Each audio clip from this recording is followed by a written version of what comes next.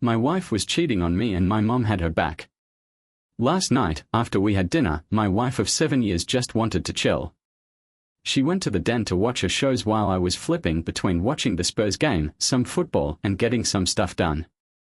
Suddenly, I saw she was getting drunk, downing 2 bottles of wine by midnight. I went to check on her and found her knocked out on the couch. I tried to wake her up, but then her Apple Watch buzzed with a message. I saw something on my phone screen that said I couldn't do something because it would ruin my reputation. I was curious, so I opened it up and it was a chat between my wife and this dude I kinda know. He wasn't a super close friend, but we used to play sports together and go way back to our teenage years. We used to call him Jacket Holder because he always held our jackets when we got into fights as teens. Anyways, I read the chat and it looked like he reached out to her first, unless she deleted some messages. There was a lot of flirting going on, but man, there was no obvious cheating going on, but then last night she got wasted and straight up started hitting on him. I couldn't believe what I was seeing. She was saying stuff like she'd always wanted him, nobody would know, and she's good at keeping secrets. I tried to snoop on her smartwatch, but couldn't find any incriminating messages. I don't know the passcode to her phone either. I put her to bed and just sat in the kitchen, stunned, until I passed out. When I woke up for work around 5:30, I couldn't bring myself to get in my work van. I just couldn't do it. So, I went back inside and grabbed a half-empty bottle of some drink mixed with meds. Then I went for a walk along the old railway line near our place. We live by a bunch of woods and I've walked about halfway through it now. Currently, I'm sitting under a railway bridge, feeling super pissed off. I don't know what to do. I don't even want to talk to her or look at her after what I found out. It felt like a punch to the gut. All the love I had for her seems to have disappeared.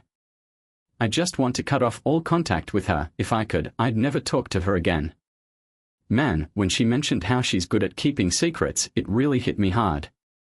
Like, who even is she? I'm at a point where I gotta decide how much I'm willing to put up with. Honestly, I'm over it. I've never felt so betrayed and disgusted in my life. The messed up part is that I've put so much into her, not just as a partner but as a person. I loved her deeply and thought she was a good person, and now finding out she's deceitful makes me feel like crap. Man, I feel even shittier today than I did yesterday. It's like when someone you really admired and learned from turns out to be a total jerk. It messes with your whole sense of self because you've taken in their advice and hung out with a shitty person. Sorry for going on and on, but that's just how I'm feeling right now. Luckily, my folks own our house and they moved to a retirement village 6 years ago. When they kick the bucket, the house will be passed down to me so my soon-to-be ex won't get her hands on it. I got my hands on it, what should I do? I'm thinking of just not saying anything and kicking her out. As I was walking, I thought about asking my friend who's a locksmith to change the locks quietly today. I could make up some excuse about the doors being broken, she won't care as long as I'm there. After he's done, I'll lock the front door and ask her to come out to see something in the backyard. When she does, I'll quickly lock the door behind me. Sounds kind of childish, doesn't it? Man, I have no idea what to do right now. I'm staring at this bottle and my whole life feels like it's going to shit. And that so-called friend of mine. Yeah, I'm pretty sure he was up to no good. I'm gonna call him out soon, not gonna lay a finger on him, but I'll definitely expose his shady actions on Wednesday, October 28th.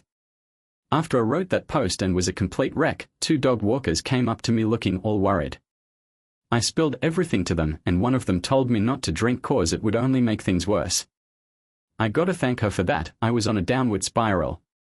Things were going downhill, so I chucked the vodka and hit up a buddy. He said I could crash at his place to chill out. He was at work, but he told me where the spare key was. We live in a small town with about 15,000 people and he was close by. When I got to his place, I plopped down on his couch trying to get my act together. All morning, my wife was blowing up my phone, asking where I was and what was up because my work van was outside, but I was MIA. I texted her back, explaining the situation. So, the van's engine was acting up, but I managed to get a ride to work. She seemed cool with it, just said okay. When my buddy got off work at 5 o'clock, I spilled the whole story and asked for his take. I made sure to tell him to keep quiet about the jacket holder thing. I'll handle that later by calling him out, not with fists. And to those who say he did nothing wrong, I beg to differ. He was the one hitting up my wife with some seriously flirty messages. Can't ignore that. I don't get why he hit up my wife out of the blue. They barely even knew each other, and it was all flirty from the get-go. I think they must have met up in person and it went from there. My buddy told me to lay low and talk to a lawyer about what I can do, so I did that today. He drove me home around 6 a.m. I was so damn tired after a long day, all the adrenaline had worn off and I felt completely drained by the time I got home. My wife was acting all suspicious, bombarding me with questions about work as soon as I walked in the door. I asked her why she was so worried and she brought up my flask and lunch bag left in the front seat, thinking something was up. I was gonna lie, but I was too exhausted to put on a front, so I caved and admitted that something was wrong. I told her that when I was putting her to bed last night, I saw a message on her phone. I saw it with my own eyes and found out she was cheating. She went from acting all tough to being scared in a split second. I called her out on asking that person for intimacy, reminding her of how she said she was good at keeping secrets. I read all their messages and she started bawling. I walked away and went upstairs to take a shower. When I came back down, she was sitting on the top step, still crying, and right away started making excuses. She said she was drunk, feeling vulnerable, and had never done anything like that before. He said he started the conversation and that it was no big deal. She kept saying it wasn't going anywhere, repeating what other people had said. But she didn't try to put the blame on me, maybe because she knew I'd kick her out if she did. I told her I wanted a divorce and gave her a month to get out of the house. I also said she'd be moving to the spare room. Since then, I've pretty much been ignoring her, giving her dirty looks and shaking my head when she tries to talk. Man, I don't want to hear anything she has to say. She crashed in the guest room last night and I haven't even talked to her today. Hopefully she's gone by the time I get back from work, but knowing my luck, she'll probably still be here. I talked to my parents about it and my mom was all like, don't kick her out, she's close with your wife. We've been together for almost 11 years and my mom thinks we can just work through it.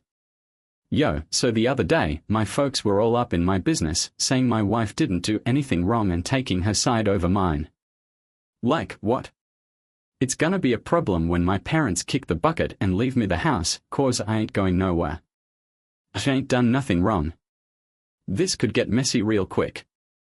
I got a meeting with a divorce lawyer next week to figure out what to do. Until then, I'm just gonna keep ignoring my soon-to-be ex-wife. Doubt she'll own up to anything anyways.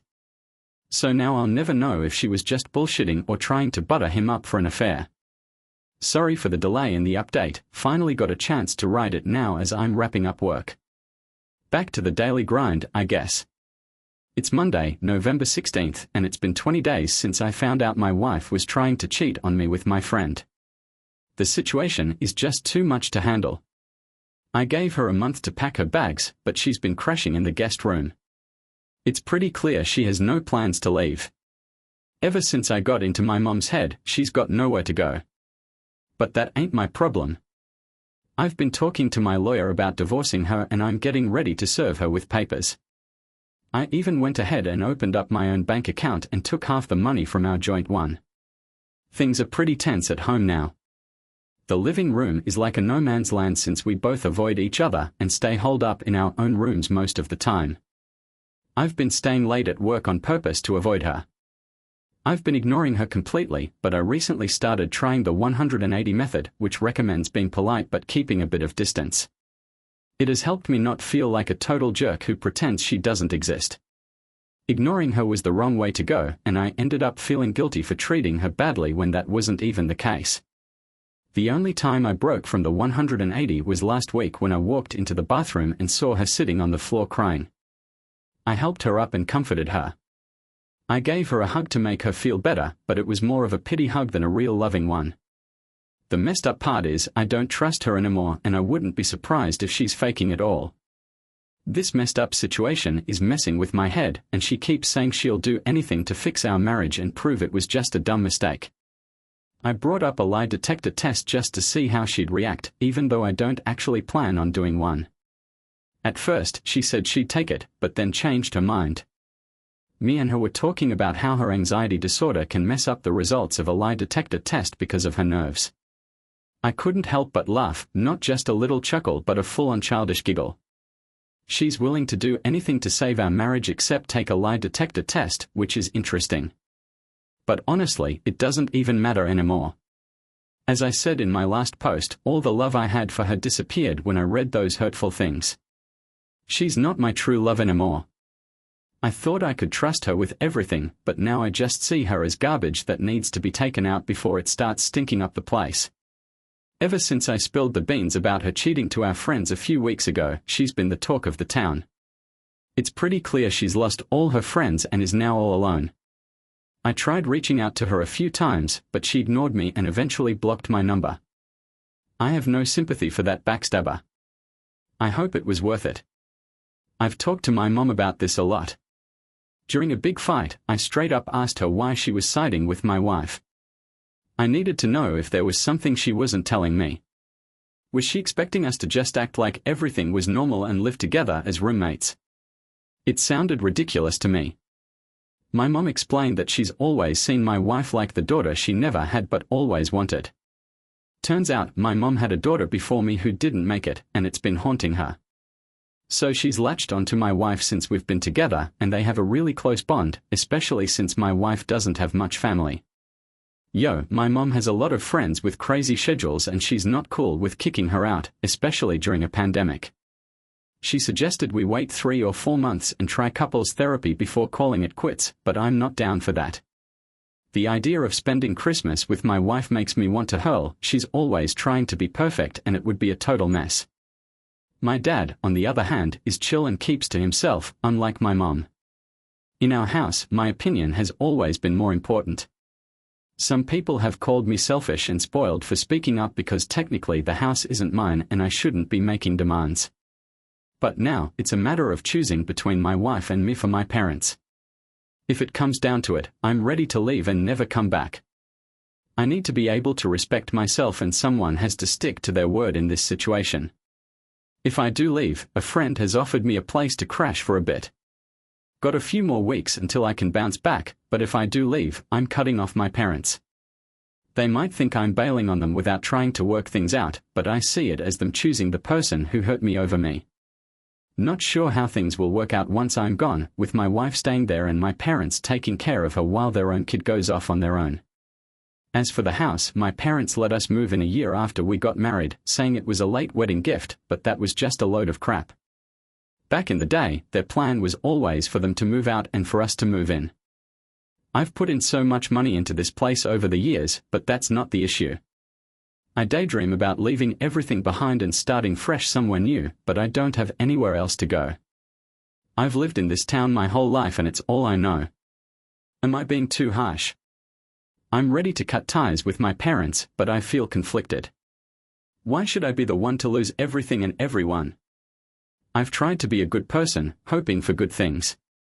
Bad things happen to good people, but now I'm starting to think maybe I'm not as good as I thought. Maybe I deserve all this crap. On Wednesday, December 2nd, I decided that house wasn't my home anymore. I noticed on the calendar that my wife had an appointment with her eye doctor, so I took that chance to pack up my stuff and leave. After getting everything sorted, I left the house keys and divorce papers from my lawyer on the kitchen table. So, I've had enough. I blocked my wife and mom's numbers. Any contact with my wife will be through my lawyer from now on. Right now, I'm crashing at a friend's place for a bit, but hopefully I'll find my own spot before Christmas. It's been a while since I talked to my parents.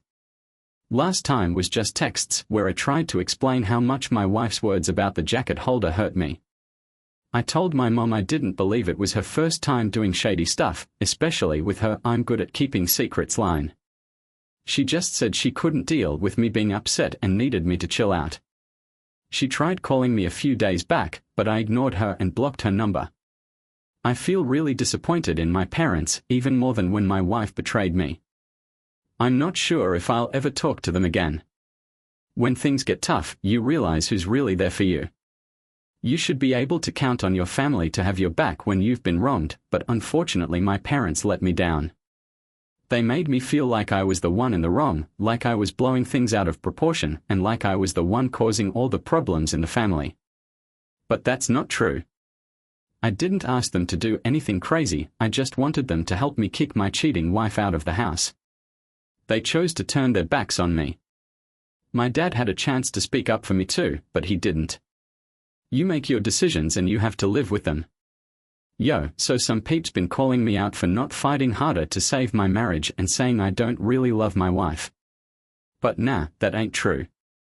I loved her more than anything, but her betrayal crushed me. We all got our limits, and when she crossed that line, things changed for good. Reading those hurtful messages, something in me just switched off. It was like waking up from a bad dream. After being in a movie, anything else would just be a waste of time. I'm curious about how my parents will get along with my wife now that I'm not around. Will they still be there for her even though it caused tension with me? As for me, I want to travel. My wife hates flying, so we always vacationed in southern England, places like Newquay, Cornwall, and Devon. I would love to travel overseas again. The last time I went abroad was when I was 20. Hey guys, remember when my friend and I went to Greece 13 years ago? Good times. I can't wait to explore some parts of America once this pandemic is over. That's pretty much my story. This will be my last post because I don't want to overstay my welcome, and I think I've shared everything I needed to. If you want updates on my journey in the future, feel free to shoot me a DM and I'll keep you updated. Thanks for reading and goodbye. Fast forward to Wednesday, May 26, 2021, it's been over 7 months since my first post. Yo, so I was on Reddit thinking I was all good and done with getting advice, cause I already made up my mind and took action. But then I got a call this morning that just dragged me right back into this whole mess. I moved 15 miles away, changed my phone number, and was in the middle of divorcing my wife, cause she's not cooperating with my lawyer and causing hella delays. Now we are trying to get a court order to serve her. And then this morning, my friend hits me up saying my dad wants to talk cause my mom is feeling sick. He asked if he could give out my new number and I said yes. My dad called to tell me that my mom is in the hospital, stable but not great. It was a surprise because I haven't heard my dad's voice in ages and he sounded upset. He said my mom really wants to see me, so he asked me to meet him at the hospital and visit her tonight. I said okay and we planned to meet outside the hospital. I left work early because I couldn't focus and now I'm nervous, wondering if I made the right decision. I'm worried that I might make a mistake by getting pulled back into the mess I left behind. I'm feeling really anxious and out of control, not knowing what's going to happen. It's like walking into a fire blindfolded, not knowing how to get out. Why does she want to talk to me now? Did she suddenly have a change of heart, or maybe she got a personality transplant in there? I highly doubt it. I hope my wife won't be there. I have no desire to see her ever again. I'm still so mad about what happened with them, taking my wife's side even though she was cheating on me. I've been debating whether to go at all, but I'll still go. I was thinking about calling her instead, but not sure if she'd even answer or if she's okay. I feel like I'm the one in the wrong here. Maybe I caused this by walking away. How would you deal with this situation on Saturday, May 29th? I ended up going to the hospital on Wednesday night after a lot of thinking. I was seriously considering bailing last minute because I was losing my nerve, but I knew I needed closure and would regret it if I didn't go. When I got to the hospital parking lot, I couldn't shake this paranoid feeling, half expecting my wife to pop out from behind a bush or something. When I met my dad at the entrance, it was awkward as he tried to hug me, but I turned him down. I made it clear that if my wife was anywhere near, I would walk out. He reassured me she wasn't there, and I went to the hospital wing where my mom was, and when I finally saw her, I was taken aback by how she looked. She looked like she had been through hell. She was so frail and had a nasty black eye, bruises, and discoloration on one side of her face. Turns out, she had taken a bad fall and ended up breaking 2 ribs, shattering her elbow, and hitting her head on the ground, elbow first, then ribs, then her head. When she saw me, her expression changed from looking like a zombie to being more lively. She told me how much she missed me. Me and my mom weren't sure if she would ever see me again. I told her that if she really wanted to get in touch with me, she could have. We talked about what had happened, how she was feeling down for a few hours before my dad found her, and her determination to make things right with me. I mentioned my wife and the divorce that was happening, saying I had been trying to move things along but she was ignoring the letters. I asked if my wife was still living in the house and my mom admitted she was, which really grossed me out. She started saying that my wife is lost without me and not doing well. It was obvious to me that nothing had really changed. She didn't have some kind of realization or get a new perspective. She just wanted things to go back to the way they were. She kept saying that the house is still my home and always will be, but I told her I wasn't interested. It doesn't mean anything to me anymore and it's full of bad memories. I only stayed for less than an hour in total. When I left, I told my parents that if I want to reach out, I will, but they shouldn't expect it. Hey, just a heads up, my dad wants me to call him soon. When he dropped me off, he asked if I'd stay in contact with him. I said I would, but honestly I'm not sure if it's the best move. Guess we'll see. When I got home, I was all over the place emotionally, went from sad to pissed off. But I'm glad I went. Couldn't stop thinking about my ex and what we used to have. The pain is still there when I think about the last 7 months. It's crazy how everything went downhill so fast. Man, life is crazy fast, especially when you're not really paying attention. I was totally clueless when I found out she was trying to cheat on me. It was like pure luck or something that I caught her. I never saw the signs or put two and two together. I just happened to see something on her watch that messed me up. Now I realize it wasn't the only time. I can feel it in my gut. I see her for who she really is now, and I just feel pissed off, not in love. It's like she took the best years of my life. When I think back on the good times, they are tainted. Man, I feel like my life has been tainted, like it's not even mine anymore. My friend recommended I talk to a therapist to work through my emotions and experiences. I'm actually thinking about it because I feel pretty messed up inside. The past 7 months have been rough as hell, but I'd rather face the truth than pretend everything's okay. I'm bummed about how everything went down, but you can't control how someone screws you over, I guess. Maybe the lesson here is to take something away from it. I remember someone saying that loyalty is a super important but often overlooked quality. I finally get it now. Loyalty is a big deal, but you don't realize it until someone betrays you. It's not something you see every day, but I see how important it is now. On July 20th, I'm almost done divorcing my wife. She signed the papers and sent them to my lawyer, so it's just a formality now. She told my dad she regrets holding me back and trying to save our relationship. She gets it now, it ain't gonna work out, so she's gotta move on for her own good. I thanked her for seeing the light. She doesn't want anything in the divorce and is planning to bounce once she's stable. I'm cool with that. As for my mom, I haven't talked to her yet, but my dad said she's doing better since leaving the hospital and getting back to normal. I don't know how things will go with us, but I suggested that if the house ends up being mine, they should let me have it.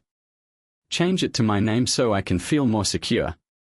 Once that's done, we can start fixing things between us. My biggest obstacles are all in my head. It's crazy how the brain works. Like, I still remember the taste of truffles I had at my grandma's house when I was 5. I puked and never ate them again, but I can still remember the taste 30 years later. What I'm getting at is, I don't want to go through that again. Yo, gotta keep holding onto all the thoughts, feelings, and opinions about everything that went down over the past 30 years. I ain't trying to end up like them old folks who got all the goodness sucked out of them by life's hardships. You know, the ones who used to be cool, nice, or funny, but then life beat 'em down and turned 'em into someone they ain't wanna be. All that's left is pain. I ain't trying to be that person. I gotta let go of this pain before it takes over me. I've started therapy and talked to my shrink, on the phone and in person, has been super helpful in getting me to open up about stuff. The other day, when I was complaining about how my glory days are all in the past, she dropped some wisdom on me. She basically said, your best years are still ahead of you. I think she meant that the past is in the rearview mirror and the present is what's happening right now. You can either dwell on the memories or make the most of the moment.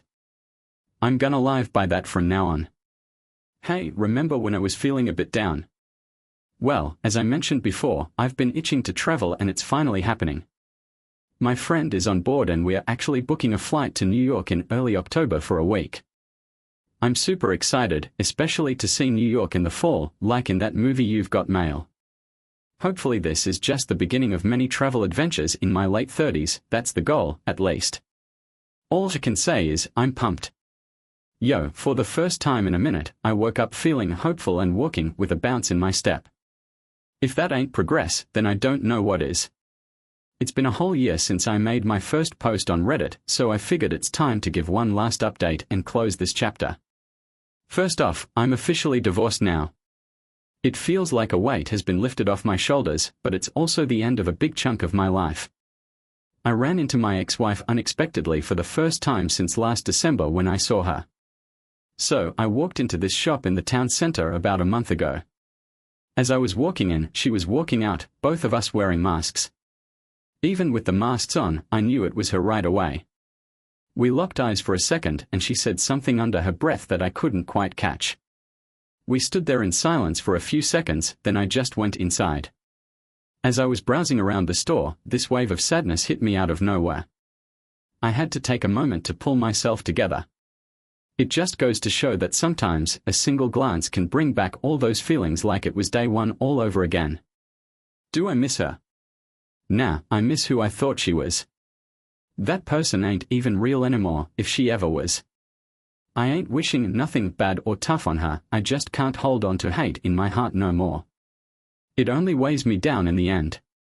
Oh, and about Heather, a friend's girl told me she saw my ex-wife outside a bar in the city a few years back, all cozy with some other dude. She never said nothing to me or my friend back then cause she wasn't totally sure it was her and didn't wanna butt in. I'm pretty pissed off at her for keeping that from me. Man, if I had known that info years ago, I would have avoided so much drama. It's not concrete evidence, but it would have helped me figure out if she was really out that night and saved me a ton of grief. Now I see why I never really trusted her.